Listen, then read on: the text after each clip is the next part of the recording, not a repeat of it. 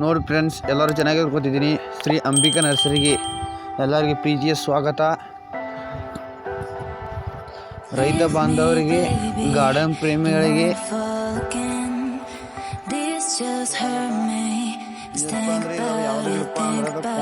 ಗಿಡ ಅಂತ ಇದು ಫ್ಲವರಿಂಗ್ ಐತಿ. ಇದಕ್ಕೆ ನೀವು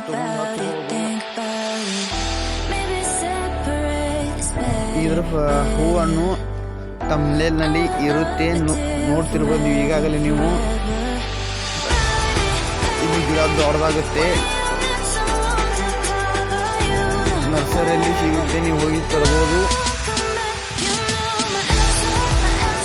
ನರ್ಸರಿಯಲ್ಲಿ ಸಿಗುತ್ತೆ. ಹಾಗೆಯೇ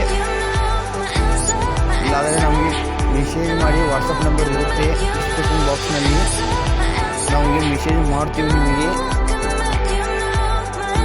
ವಿಡಿಯೋ ಹೇಗಿದೆ ಅಂತ ಹೇಳಿ ಫ್ರೆಂಡ್ಸ್, ಕಮೆಂಟ್ ಮಾಡಿ, ಹಾಗೆ ಸಪೋರ್ಟ್ ಮಾಡಿ.